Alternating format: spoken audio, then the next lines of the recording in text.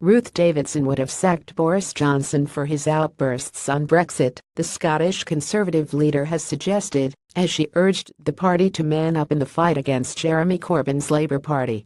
Speaking at another packed fringe at the Conservative Party conference in Manchester, the Edinburgh MSP was asked about the Foreign Secretary's recent articles on Brexit, which many colleagues believe have undermined Theresa May and which have led to some senior figures calling for him to be sacked. At first, Ms. Davidson noted how Mr. Johnson's most recent article was in line with government policy. But she then noted, referring to her MSP colleagues, "What I would say is, I have a lot of my MSPs at this conference. If any of you think of writing anything without telling me that is counter to current Scottish Conservative policy, you are out on your ear, because no one is unsackable." Her comments came as a raft of cabinet heavyweights slapped down Mr. Johnson as speculation about his leadership ambitions continued to dominate the conference. Chancellor Philip Hammond warned that signs of disunity in government were harming the UK's Brexit negotiations and sent a thinly veiled caution to the Foreign Secretary that cabinet ministers owe their loyalty to the Prime Minister and nobody is unsackable.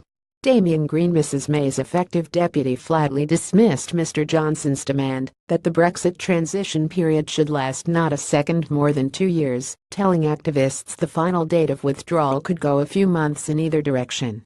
Sir Michael Fallon, the Defence Secretary, also dismissed the Foreign Secretary's demand on the transition period as a relatively minor issue and stressed none of us is unsackable.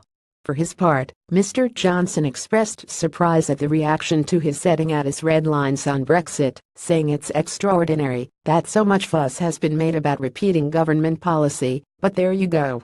Elsewhere at her fringe, Ms. Davidson said she loved a political fight, declaring any place, any time, anywhere I'm the Cinzano Martini of politicians. When it was suggested that so many Tories were looking to her to save the party, the Scottish Tory leader declared, "I don't think the party needs saving. It needs to get over its nervous breakdown and man up a little bit." She went on, "Just because people are chanting 'Oh Jeremy Corbyn,' let's not be faint-hearted about this. We are on the right side of the argument on the economy. We know we have to make sure we adapt to a changing world. We are supporting our public services and looking after the younger generation, but we just don't pack up and go home because they have got a bit of a spring in their step. We get stuck in." Asked about why she did not put herself forward to fight Mr. Corbyn, Ms. Davidson insisted she was doing that in Scotland and had pushed Labour into third place. Pressed directly if she would run for the UK party leadership, she replied, "I honestly can't see it. It looks like the loneliest job in the world. People don't believe I don't want the job. I really don't. I do want the job of being First Minister of Scotland."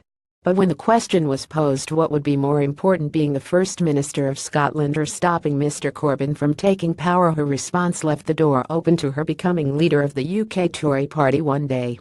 She explained how she had realized that the most important thing to her politically was keeping the country together, and stressed how the Labour leader was a threat to the Union.